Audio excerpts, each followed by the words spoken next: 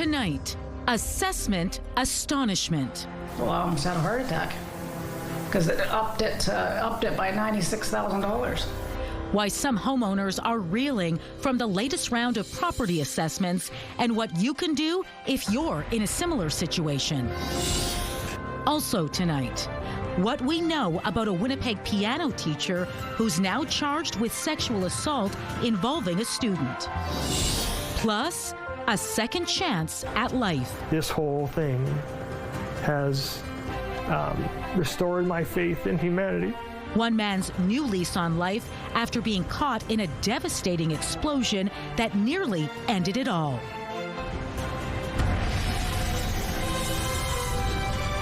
CTV News. Live from downtown Winnipeg with Marilee Caruso. Good evening. Thanks for joining us. Big property value increases from the city hit mailboxes this week. The proposed assessments for 2027 jumped by tens of thousands of dollars, and people are asking why. CTV's Joseph Bernacki joins us now live. Joseph, you spoke to a number of residents today. What kind of hikes are they seeing? Marilee, a Charleswood resident I spoke with today called her proposed property value assessment a slap in the face. Her home has gone up by 20% in just 2 years, according to the city's evaluation. If she does not take action, her family stands to pay a hefty increase out of pocket. Well, I almost had a heart attack. That's how Charleswood resident Kathy Hepner reacted after opening her 2027 property value assessment preview. Her house on Rannoch Avenue was assessed at $477,000 2 years ago. Now it is $96,000 higher, $573,000. She fears her taxes will go up. They're gonna make you pay $1,000 a year more for property taxes. And for what? Hepner says her family is already paying out $4,200 for municipal, school, and property taxes. And homeowners like her are already feeling the pinch. All the people who are retired in this neighborhood, how can they afford to have such a huge increase in their property taxes? Where's that money coming from? Where are they pulling it from? On Thursday afternoon, Mayor Scott Gillingham said he encourages people to contact the city to understand why their assessments have gone up. I would remind people, though, there is not a direct correlation, an immediate correlation between an increase in your assessment and an increase in property taxes. But Hepner fears her bill may increase by more than $1,000 if she doesn't appeal. Inkster Faraday resident Jonathan Schiller was recently given 5 property value assessments to look over. He says he plans on appealing 3 of those. His advice to others: appeal and plead your case if you disagree with the city's number. So if you can use objective criteria and say, hey, look, I think you're a little bit, a bit aggressive on the reassessment because of X, Y, and Z. They'll understand. There is also a link at the bottom of your bill that connects to the Property Assessment Department for appeal. Hepner says she has an upcoming telephone appointment. Until she gets a decision, she says she isn't holding out hope. You would think that at some point we would get some sort of a break on our taxes, but, we're not getting it. We reached out to the City of Winnipeg to find out just how many people appealed. That number is low. In 2023, just 584 residents. In 2025, 783. For context, more than 216,000 proposed assessments were sent out in this latest round. So, Joseph, why are so few people appealing? Trying to appeal, Marilee, yeah. But both of the people I spoke to today say it's a combination of being afraid to come forward to plead your case, a lack of time, or perhaps not even realizing you can appeal. We put that question to Winnipeg's mayor, and he encouraged residents to take note of the appeal process. Residents I spoke to say if there's an opportunity to save a few $100s, it's worth it. All right, thanks for this, Joseph. A Mountie in northern Manitoba is recovering after being stabbed while making an arrest. It happened Tuesday morning in the Leaf Rapids Health Center. The force says the officer was sent there to check on an uncooperative youth who was seeking medical help. The officer took the boy aside, which is when RCMP say he allegedly pulled out a knife and stabbed the officer in the hand and upper body. Staff members and backup officers helped bring the situation under control, and the boy was arrested. No one else was injured. A 15-year-old boy is now in custody facing several charges. Winnipeg police have charged a music teacher with sexual assault following an investigation involving a school-age student. Standing by live with the details tonight is CTV's John Hendricks. John, what do we know about this teacher? A former student's parent who we aren't identifying says Jet Russell Pengeniban taught piano lessons merrily, and CTV News was able to acquire some video of him performing at a recital.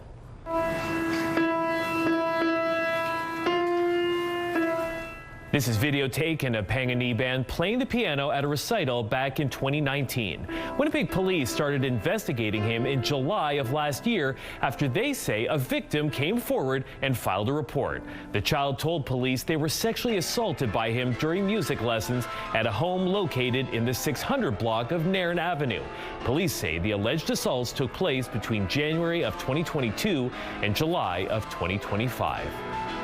On Tuesday, police arrested Pengeniban. The 32-year-old is charged with sexual assault, sexual interference, and invitation to sexual touching.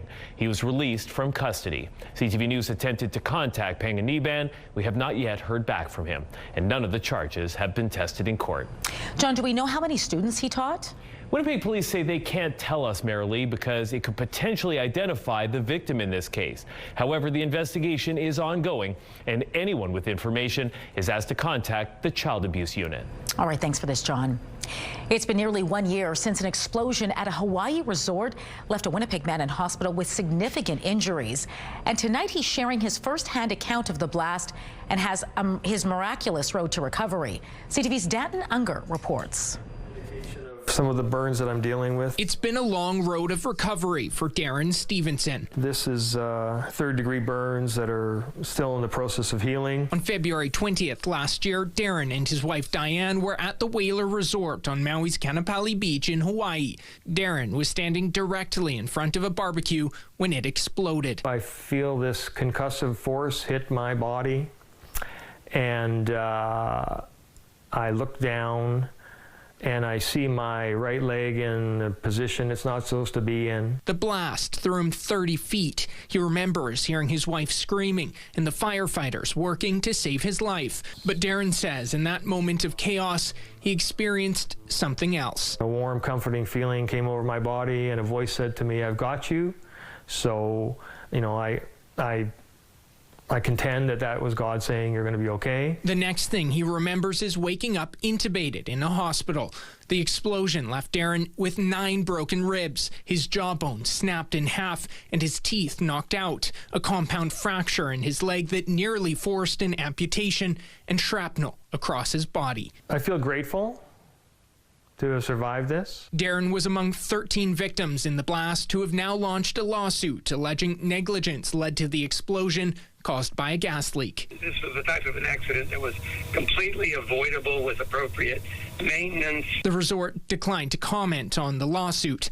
In the months since, Darren has gone through 6 surgeries with several more to come. He's had to relearn how to walk and even eat. His wife Diane by his side every step of the way. It's one day at a time, and we still got a little road ahead of us to go. Still, Darren feels he's been given a second chance at life and is thankful for everyone who made that possible, from the first responders to his family and friends. At the end of the day, you know, people are good, you know, and they just want to help, and they do the right things when it's supposed to happen, and I'm living proof of that. Danton Unger, CTV News, Winnipeg.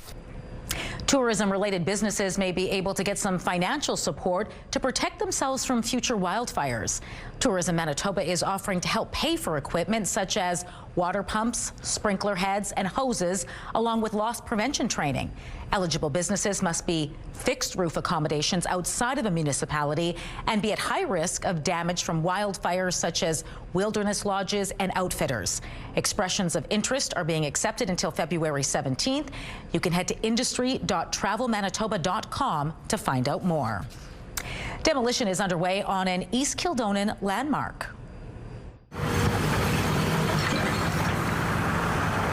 Roxy Lanes is being dismantled piece by piece and will take some time due to the potential presence of asbestos and other toxic materials. When it first opened on Christmas Eve back in 1929, it was the Roxy Theatre. The bowling alley eventually took over the space before closing its doors in 2022. It was then purchased by the Manitoba Métis Federation, which plans to turn it into a mixed 55-plus residential and commercial space. All right, let's bring Colleen Brady now and get a first look at your Skywatch evening forecast. Still kind of chilly out there, but things are improving the closer we get to that weekend. Well, the weekend is when we're going to see a substantial jump. Now, there's a catch. There always is, isn't there? I'll show you what that is. But ahead tonight first, the sky's clearing out, and that's going to allow the temperatures to plummet across all of Manitoba and northwestern Ontario. I will show you how far those temperatures are expected to go. But first, the CTV Live Eye is brought to you by Bathfitter, exclusive home of the PermaFit solution. In Winnipeg right now, it is minus 22 degrees, clear skies with those light winds out of the north-northeast at 13 kilometers an hour. The wind chill feels like minus 30. The pressure is rising, and the humidity right now, Marilee, is 77%. Thanks, Colleen. It's time to axe the facts. That is the message tonight from Doctors Manitoba, which says the antiquated technology is severely slowing down the time it takes for patients to get treatment. Over 1 million referrals and tests are requested every year in Manitoba. That's 3,000 every day. Nearly all of those referrals and requests are sent by fax or by mail. The group says right now, only 1 in 5 Manitoba physicians are able to electronically share information with each other, such as referrals or consultation reports. For everyone else, the documents must be printed, faxed, and then scanned before they can be used. And that translates into dozens of wasted hours for every physician each year, but more importantly, longer wait times for patients. Generally in the healthcare system, the wait times that are reported are only from when the request is received at the receiving office and then to the time of completion. So there's actually a whole preceding chunk that's not being captured, and we're hearing that sometimes that review and coding lag might be up to a month. So that's 4 weeks of waiting that the patients don't even realize is happening unnecessarily. Doctors Manitoba is recommending an overhaul of the current system, including an online e-referral system and a directory of all physicians and their specializations. City councillors are considering a safety review of Osborne Street. It comes after a handful of recent incidents, including the death of a woman who was hit by a vehicle in November and a young boy who was injured crossing the street. The motion says near misses are common as commuter traffic is being prioritized over pedestrian and cyclist safety. It wants the public service to study the stretch of roadway from Broadway to St. Vital Bridge and identify any safety measures that could be added. The Public Works Committee will consider the motion Wednesday. Extending Chief Peguis Trail is projected to cost the city more than originally thought. But at the same time, a new report suggests the financial benefits are also going up. The report says the anticipated costs have gone up by about $3.5 million since 2024 to around $758 million. However, the cost-benefit ratio has also increased. The latest estimates suggest the city stands to gain $1.43 for every $1 spent on the project. That's an increase of roughly 18%. It's worth noting a separate report from consulting firm Deloitte found the cost benefit decreased but was still a net positive. Now that's due in part to significantly more traffic and growth in the area, which will be connected to the extension such as Centerport. I think, long-term for the future of Winnipeg, I really do believe as we continue to grow, especially as we continue to move products to and from a Centerport, to market and workers to their jobs. I believe long-term the extension of Chief Peguis Trail is very important for the future of Winnipeg. The report was meant for information only. The project still needs to be authorized and funded. Currently, schools and oftentimes parents themselves are responsible for fundraising to add play structures to new schools, which are not covered by the province. But one city councillor hopes to change that. I met a lot of parents, and a lot of them expressed frustration with having to go out and do cookie dough sales, and they're not going to raise $500,000 or $200,000 doing that. So we got to be more realistic. St. Vital councillor Brian Mays has just released his final report on how to make funding more equitable after several meetings with parents, school staff, trustees, other councillors, and MLAs. He makes 2 recommendations. The first is for the province to include funding for play structures when building new schools. He suggests 1% of the total cost of a new school be set aside for play structures. The second is the city, school division, and province each set aside an equal amount of money to eventually repair the equipment, which typically has a lifespan of about 20 years. The good thing is it's not like the city arenas where they're all 60 years old and they're all crumbling. This is, I think if each division put in 50 grand and the city tried to match for each division in the province, then you only need to do 1 or 2 in each division a year, I think. Mays is putting forward a motion tomorrow which would direct the public service to compile a list of all play structures on or near school property and what condition they are in. The MPI Service Centre in Winkler closed today and will remain closed tomorrow. The decision was made after MPI became aware of a confirmed case of measles there. Anyone who was at the Winkler Service Centre between January 21st and 23rd is asked to monitor for symptoms until February 14th. The centre hopes to reopen Monday. Those with appointments will be contacted to reschedule. 27 Manitoba advocacy groups are pushing the province to increase climate investments in its next budget. We've seen a lot of commitments from this provincial government on climate, but we need those to be followed through with concrete investments. That's what the coalition is calling for in a letter it published to the Manitoba government. It's seeing investments in 3 areas to reduce emission and protect the environment. Those include energy efficiency, transit and low-carbon transportation, along with land and water protection investments. The coalition says Manitoba's path to net zero has not received enough funding to back it up. Environment and Climate Change Minister Mike Moyes says more details are coming in the spring. We're going to be getting some recommendations from our expert advisory council and look forward to hearing what they have to say in terms of those specific legislated targets. Moyes says Manitobans can also weigh in on the priorities for the 2026 budget through an online survey and town halls until February 21st. Still to come tonight, pointed words from BC Premier David Eby about separation talks in Alberta. There's an old-fashioned word for that, and that word is treason. Plus, Wab Kinew says a resolution may be in sight to smooth over tensions with Ontario over the sale of Crown Royal. We'll have more from the second day of meetings between the premiers and the Prime Minister just ahead.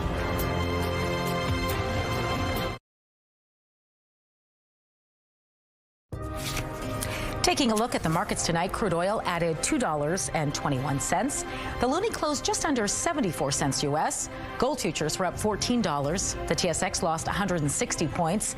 The Dow Jones added 56 points, while the Nasdaq fell 172 points. Premier Wab Kinew says one of Canada's biggest energy companies is taking a look at the Port of Churchill. Kinew has been promoting the idea of expanding the port on the shore of Hudson Bay as a new way to ship goods through the Arctic to Europe and beyond. He also says it could play a key role in defending Arctic sovereignty. Kinew wouldn't name the energy company, but says the Manitoba government is about to sign a non-disclosure agreement so considerations can continue. The end result could be a pipeline and terminal with ice-breaking vessels to lengthen the shipping season. BC Premier David Eby spoke out today on Alberta's separatist movement, referring specifically to a reported meeting between members of the group and White House officials, calling their actions treason. Strong remarks from the Premier as the Prime Minister was hosting his provincial counterparts in Ottawa. And as CTV's Abigail Beeman reports, the focus today was on unity. Our country is more united, ambitious, and determined than it has been in decades. All premiers and the Prime Minister around the table in Ottawa, but that message of unity is infringed on by a Financial Times report. The Alberta separatism movement has been meeting the Trump administration and is seeking $500 billion in credit in the event of a successful referendum. To go to a foreign country and to ask for assistance in breaking up Canada, there's an old-fashioned word for that, and that word is treason. It's ludicrous, right? I mean, we're there on a fact-finding basis. If there's nothing treasonous about it. The group says it did meet with U.S. officials, but is only doing a feasibility study to determine whether that facility would be available on a going forward basis, and whether it's with U.S. Treasury or Goldman Sachs or J.P. Morgan through a bond issue. The U.S. State Department said it regularly meets with civil society types and no commitments were made. A similar response from the White House, which tells CTV News no support or commitments were conveyed. The U.S. Secretary of the Treasury has weighed in on separatism before. Alberta is a natural partner for the U.S. I would expect that the U.S. administration would respect Canadian sovereignty and that they would confine their discussion about Alberta's democratic process to Albertans and to Canadians. And I will raise that with my delegate in Washington. At the closing press conference, the Prime Minister would not answer whether he felt there was foreign interference from the United States. I expect the U.S. administration to respect Canadian sovereignty. I'm always clear in my conversation with President Trump to that effect, and then move on to what we can do together. While Canada faces separation speculation further east too, with the rise in popularity of Quebec's Parti Québécois. He's going to call a referendum. If he, God forbid, he gets elected, I mark my words, within a year and a half, he'll be calling a referendum to separate from Canada. Unacceptable. As for the substance of the meetings, a big focus was the upcoming review of the North American Free Trade Deal. The Prime Minister said he and the Premiers agreed to meet monthly once that review is underway. Abigail Beeman, CTV News, Ottawa. Premier Rob Canoe is hinting there may soon be a resolution to the dispute with Ontario over Crown Royal. Our teams are working on this. He and I are speaking about this. The parent company is talking to our government, is talking to them. So, I think things are obviously maybe not in the best place, but all things considered, it's moving along in a positive direction. Doug Ford is threatening to take Crown Royal off store shelves in Ontario. It's in response to manufacturer Diageo moving its bottling plant from Ontario to the United States. Canoe says he'd like to see the company extend an olive branch to Premier Ford. He believes if Diageo can give him something good for Ontario workers, there could be a resolution in the next few weeks. Conservatives are gathering in Alberta as the party's national convention gets underway today. Leader Pierre Poilievre is set to face a leadership review vote tomorrow. CTV's Jeremy Sharon is in Calgary with the latest. Certainly a busy few days here in Calgary as the Conservatives hold their convention. This is, of course, a policy convention. Grassroots members, delegates here from across the country as the party looks to try and plan its path forward. But all the focus really is on a big vote that will come tomorrow, and that is Pierre Poilievre's leadership vote. This is the first leadership vote for the party since 2005. That's when Stephen Harper faced a leadership vote, got about 84% support. It is widely expected that Pierre Poilievre is going to get significant support during this vote, but there has been, of course, a lot of talk about it, given that we have seen some floor crossings. His party is doing well in the polls, but he continues to trail significantly behind Prime Minister Mark Carney when it comes to his personal popularity. That being said, he is very popular among the group that are here, the delegates that will be voting. It is not a wide range of Conservative members that will get to vote on this. It is a select number of delegates from across the country that are representing members in their own ridings. Calgary area MP Stephanie Cousy will be emceeing this event. We spoke with her today, and she is putting her support, of course, behind the leader ahead of the big vote tomorrow. It's our membership who will cast the votes, and they will decide, and it's up to Pierre Poilievre to take the results and do as he sees fit. I have trust in him that he will look at the number, whatever number that is, although, as I stated, I believe it's going to be strong, and move forward as he feels is necessary. Now, all eyes, of course, will be on the result of that vote. That will come tomorrow on late Friday evening. And then Saturday, the event continues. The party members, grassroots members, some of those delegates will all spend time looking at policies that the party is looking to focus on moving ahead. And they'll do all of that, of course, after they decide whether or not Pierre Poilievre will remain the leader of the federal Conservative Party. Jeremy Sharon, CTV News, Calgary. The FBI served a search warrant at the election headquarters of Fulton County, Georgia yesterday, seeking ballots from the 2020 election. It comes after Trump's comments earlier this month suggesting criminal charges related to that election are imminent. In 2020, Trump lost his bid for re-election. For more than 5 years, he's claimed there was widespread voter fraud.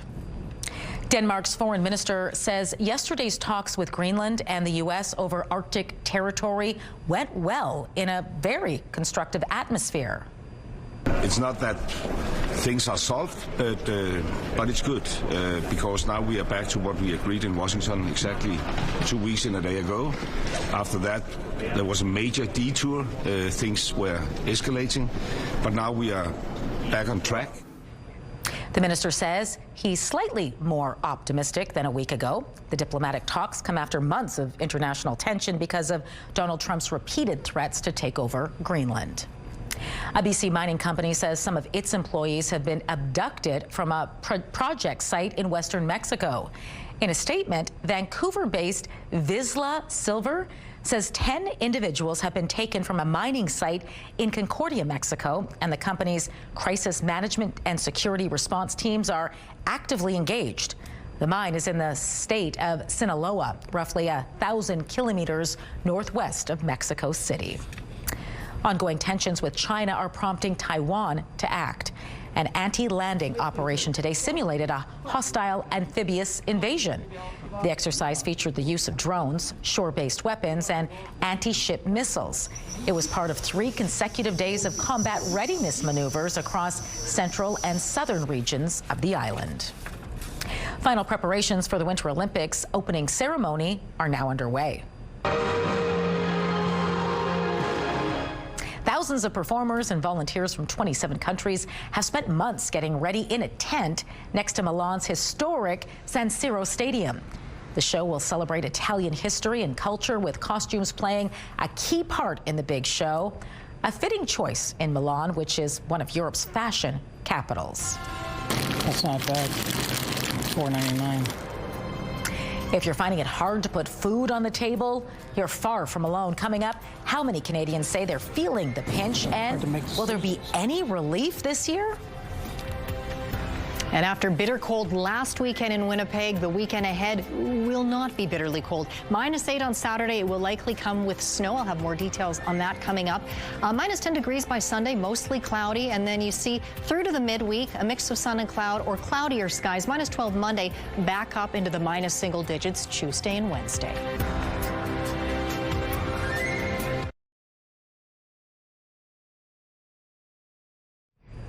Canadian soccer legends, including Winnipeg's own Desiree Scott, want to bring a professional women's team to the city. It creates inspiration for young girls in the city, jobs, not just as players, but as coaches, referees, women in sport medicine, business, media. And it creates that high-performance pathway, too, so we can have more Desiree Scotts on the national team in the future. The Northern Super League is the brainchild of Scott's former national teammate, Diana Matheson. It aims to give female soccer players the opportunity to play on home soil. The NSL held its inaugural season in 2025. There are 6 teams across the country, and now the league is eyeing a 7th franchise. Scott, who played for Ottawa Rapid FC last season, says Winnipeg is the perfect candidate. Why not Winnipeg? You know, there's no professional team from Toronto, Minnesota to Calgary, and the next thing could be Winnipeg. And I think there's so much untapped potential here in the city, not only what's within the community, but the soccer players and the people who want to invest and grow the game here. Scott authored an online petition to bring an NSL team to Winnipeg. The soccer players were in town for a screening of Matheson's documentary about the league's founding. Round-robin play at the Scotties Tournament of Hearts has just about wrapped up, and Manitoba is well represented at the front of the pack. Carly Burgess, and just sneaks it by, and that will be for 2. And the win for Einarson, as she will finish. Yeah, with that, Gimli's Carrie Einarson locked down a 9-8 win over British Columbia this afternoon. Einarson, representing Team Canada, finished 2nd in Pool A with a 7-1 record. Her only loss coming at the hands of fellow Manitoban Caitlin Laws. Laws posted a 9-4 win over Saskatchewan this afternoon and enters tomorrow's playoffs undefeated. Over in Pool B, Manitoba's Beth Peterson will be looking to keep her flawless streak going when she takes on Alberta tonight. All 3 teams had already qualified for the playoffs, which get underway tomorrow.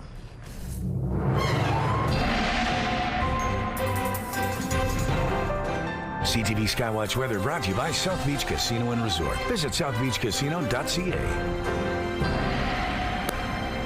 Colleen Brady back now with your complete Skywatch forecast. And we were just looking at the calendar and realizing, folks, we've almost made it out of January. We are almost there this weekend. Yes, Saturday is the last day of the month. Sunday is the first day of February.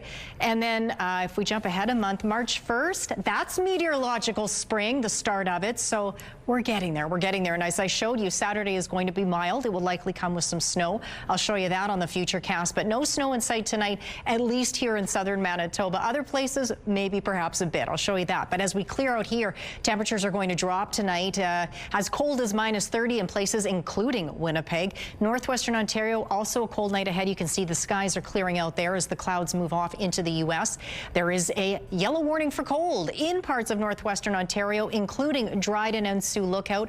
Wind chill values there expected to push around -40. Kenora is not under that warning, but with the wind chill, it feels like -26 there right now. In Winnipeg, it already feels like -30. The air temperature is expected to fall to -30 overnight. The wind chill in Thompson right now makes it feel like -26. Now, there's a surface ridge of high pressure that starts way up in the north. It goes well down into the U.S., and we're between the two. So it's been a pretty clear day for the most part in the afternoon after a sunny start in many places, including here in Winnipeg this morning. Clear tonight. We'll see those temperatures drop off all across the province and into northwestern Ontario, well into the upper -20s or low -30s. Early tomorrow morning, the first of that snow, although some of it will likely be falling tonight in Lynn Lake first, but it will continue intermittently there tomorrow.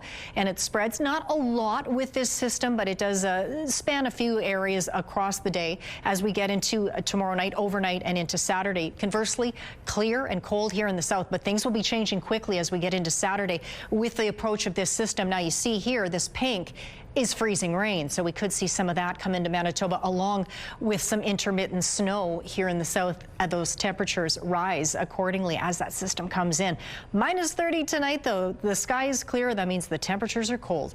Winds out of the north at 20 kilometers an hour. Wind shift. They'll come out of the northwest tomorrow morning. Still cold for the commute. -29 degrees on the way to a high of -19 in the afternoon. Now, the normal high for this time of year, late January, as we mentioned, is closer to -12. Up in the northeast tonight, a few clouds over Churchill and Gillam, as cold as -30 in Gillam. Island Lake, -30 there. Thompson, clear, -29. Light snow arrives tomorrow afternoon, both in Thompson and in Churchill. Thompson considerably milder with a high of -26. A few flurries or some light snow still falling right now around Flin Flon and the Paw area. That will end this evening. Then the sky clears. Intermittent snow tonight in Lynn Lake. It continues there tomorrow. Norway House, a mix of sun and cloud and a high of -17 degrees for your Friday afternoon. Clearing skies this evening across the southwest, but look at these cold lows, -29, -30 around the region. Abundant sunshine tomorrow. Temperatures a little milder around Swan River and Dauphin, -15, -16, -19 closer to Neepawa and Brandon. Winnipeg in the southeast, a few clouds at most. Overnight lows, -29, -30. Sunshine tomorrow, highs in the upper -teens. Clear tonight in northwestern Ontario, as cold as -31 overnight in Dryden under that cold warning. Bright and sunny around the region tomorrow with highs in the mid-teens. Our first weather photo takes us to Ninga out in southwestern Manitoba. Cindy says, pointing out those sun dogs and the blowing snow out there. And this next photo looks out onto Lake Winnipeg. That's a gorgeous shot from Andrew's perspective in Bel Air. Send us your weather photos by email to winnipegweather@ctv.ca. Thanks, Colleen. These days, paying for groceries is still the #1 expense, draining the pocketbooks of Canadians. New Nanos polling out today highlights just how much affordability is taking a toll. CTV's Alex Karpa has the stats and the effect it's also having on spending habits. Hard to make decisions. A trip to the grocery store is not an easy one for Ben Nye. It's really expensive here. Soaring prices at checkout are forcing him to carefully consider what meals he can afford to make. That's not bad. $4.99. Being currently unemployed and searching for work has made it a struggle to pay the bills. As a consumer, we're being hit hard, and it's being difficult for us to actually be able to afford anything anymore. Nye has even resorted to selling many of his things just to cover costs. It's difficult trying to make ends meet. Like Ben, many are feeling the impacts of rising grocery prices. A new survey finds that the biggest concerns around costs for Canadians is right here at the grocery store. A new Nanos research poll for CTV News finds grocery prices worry Canadians more than housing costs as inflation continues to rise.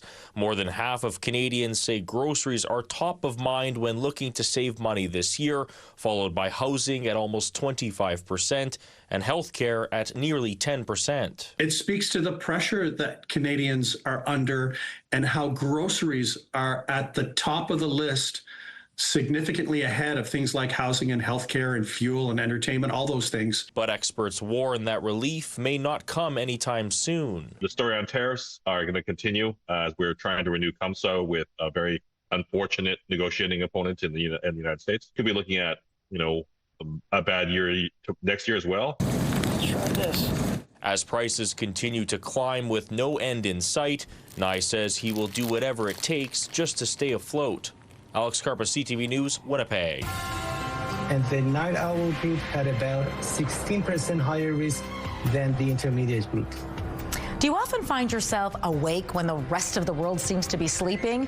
New research suggests you may be at a higher risk of heart problems, but there are things you can do to help. Medical Watch is next.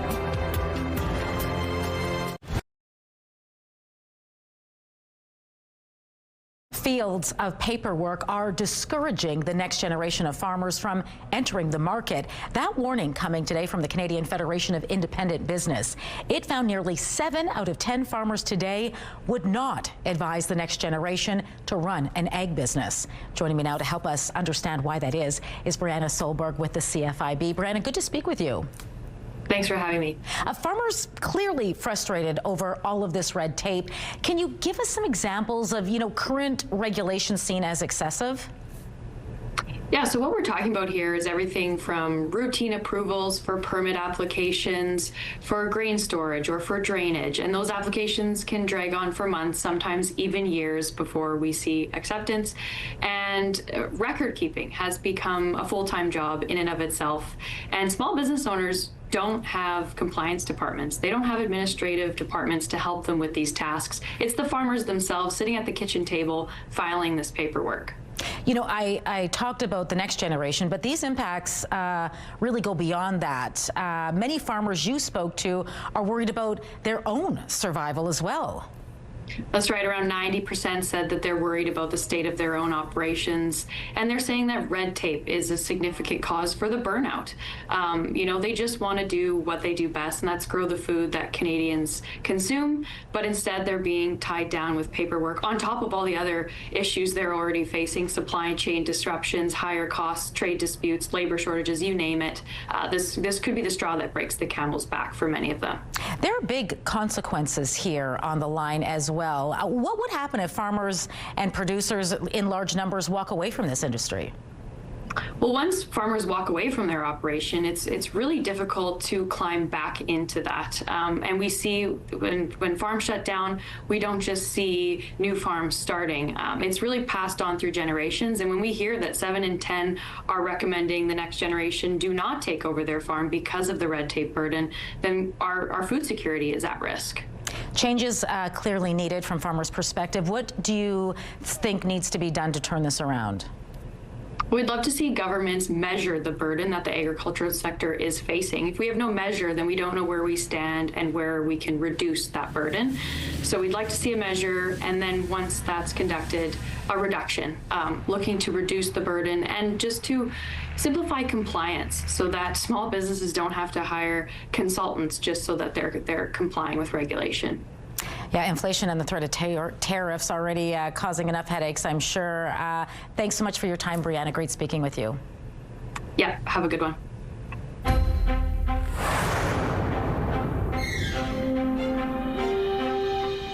New research suggests menopause appears to be linked to a loss of gray matter in the brain. The study published in the British medical journal Psychological Medicine looked at 125,000 women, and doctors say the deterioration happened whether women were taking hormone replacement therapy drugs or not. The brain's gray matter controls everything from decision-making and emotions to speech and memory. It could explain why women are almost twice as likely to be diagnosed with dementia as men. Being a night owl could be bad for your heart. When the daily routine does not match with the internal body clock, that is when the cardiometabolic risk increases. And that is especially present for night owls. That's according to a study showing night owls had poorer overall cardiovascular health than most people, plus a modestly higher risk of first heart attack or stroke. Researchers say it's largely because their circadian rhythm, or the body's internal clock, is not aligned with modern society, which encourages people to be up early for work. On the positive side, they say most of the risk factors seem to be explained by behaviors that people have control over. What should a night owl do differently starting tonight? I would say that focus on the basics, not perfection. Protect enough sleep, keep sleep and wake times as consistent as possible. Get some morning light, build in regular physical activity, and keep up with routine checks for blood pressure, cholesterol, and blood sugar. They also say quitting smoking is a major factor in improving heart health, although that applies to everyone. Medical Watch is brought to you by Manukin Koster Denture Clinic.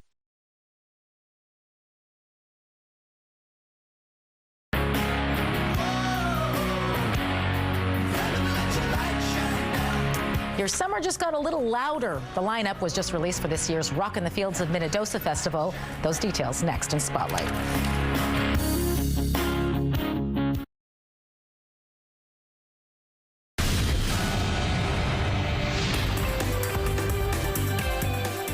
Spotlight, sponsored by the Casinos of Winnipeg, presenting the incredibly hip and the Stoneheads. The Winnipeg contemporary dancers are looking at what happens to the human body when technology takes over. MAE, Motion After Effect, blends virtual reality, motion capture, and internet-sourced testimonies with choreography. It's the work of a Winnipeg-based intermedia artist. It dissects the intimate relationship between humans and emerging technologies. The piece is structured around texts found online of people describing their experiences in VR or AR, alongside describing experiences of like metaphysical explorations, like out-of-body experiences or psychedelic experiences. MAE, Motion After Effect, runs tomorrow through Sunday at the Rachel Brown Theatre. Tickets are available through the Winnipeg Contemporary Dancers website. Well, get ready to rock this summer. Rock in the Fields of Minnedosa is out with this year's lineup.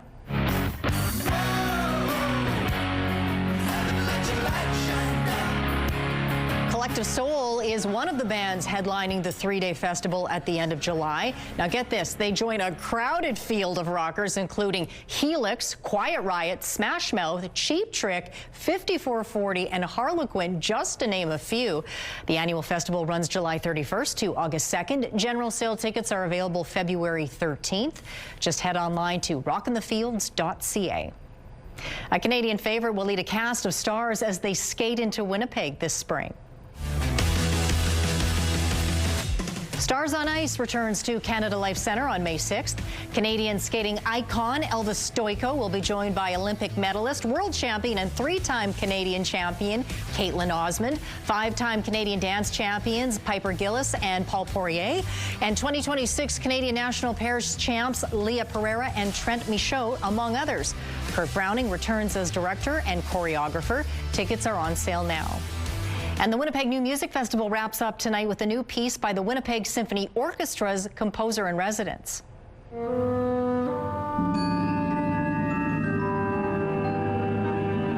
The final show is titled Tiffany's and Staphylakis Sunset. It features the Canadian premiere of guest composer Christopher Tiffany's Indigo Heaven and the world premiere of a WSO-commissioned symphony by Harry Staphylakis. Staphylakis says this is his 10th and final year with the WSO and calls this third symphony his parting gift.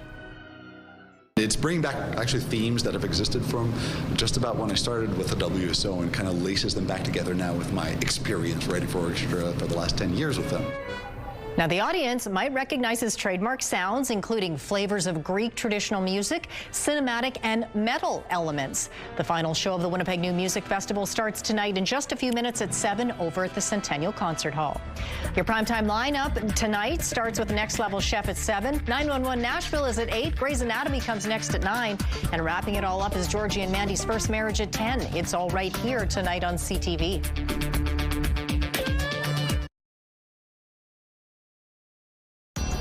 Women's clothing provided by RW & Company. Salon services provided by S&T Spa Salon. Highest temperature today in Winnipeg was -18. The record high for this day set back in 1992, plus 4.4 degrees. Tonight, well, we plummet down to -30. Mainly clear skies. Sunny Friday up to -18. Then we swing up to -8 Saturday, likely with some snow. -10 to close out the weekend Sunday and to start off the month of February. Thanks, Colleen. An incredible sight lit up the morning sky today in Ontario. Check out this video. It was captured just before dawn over Barrie, Ontario. It's a phenomenon known as light pillars. This happens when ice crystals form in the atmosphere and fall horizontally. The crystals then reflect light shining up at them from street lights or other sources, creating these spectacular lights. Colleen, have we had this before? Oh, yeah, there were some in Manitoba over the last night or two as well. Oh, okay. Well, get those photos into Colleen. Yes, I have some video, too. I'll have to get that pulled. Yes, yeah. So it was happening in many places. It is a thing, yes. Oh, and a very recent cool. thing. All right, even I'm learning things tonight. Have a great evening. We'll see you back here tomorrow.